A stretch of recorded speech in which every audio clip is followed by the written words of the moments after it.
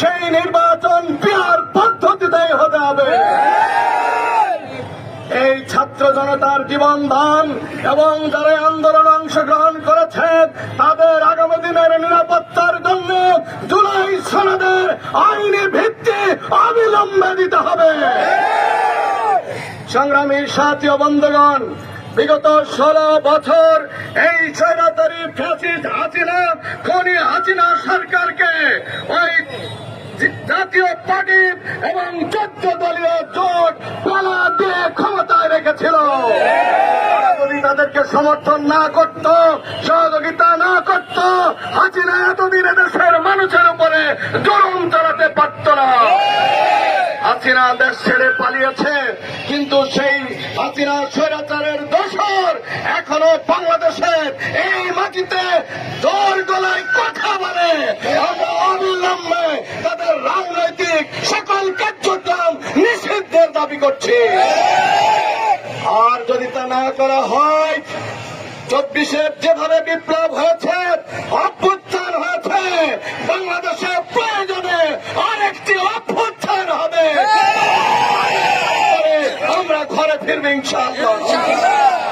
সংগ্রামী সাথী ও বন্ধুগণ, আমরা ইতিমধ্যে লক্ষ্য করেছি জাতীয় জুলাই সনদে স্বাক্ষর করেছে রাজনৈতিক দলগুলো, ঠিক না ঠিক? এই রাজনৈতিক দলগুলোর স্বাক্ষরের মাধ্যমে জুলাই জাতীয় সনদ ঘোষণা হয়েছে। এটা শুধু ঘোষণা করলেই হবে না, এটাকে সাংবিধানিক এবং আইনি ভিত্তি দিতে হবে। এটা নিয়ে কোন তাল বাহানা জাতি মেনে নেবে না। অবিলম্বে আইনি ভিত্তি দেওয়ার ব্যবস্থা করো। সংগ্রামী সাথী ও বন্ধুগণ, আগামী দিনে জাতীয় নির্বাচনের জন্য আমরা উন্মুখ, সকল দেশবাসী, সকল রাজনৈতিক দল। কিন্তু এই নির্বাচনকে যদি সুষ্ঠু, নিরপেক্ষ এবং সবার গ্রহণযোগ্য করতে হয়, তাহলে নির্বাচনের মাঠে সবার জন্য খেলার উন্মুক্ত পরিবেশ তৈরি করতে হবে, ফিল্ডের ব্যবস্থা করতে হবে। আমরা দেখতে পাচ্ছি একটি দল তারা ক্ষমতার বাহাদুরি দেখাচ্ছে, গায়ের জোর দেখাচ্ছে, নানান ধরনের ভোটারদেরকে হুমকি দিচ্ছে।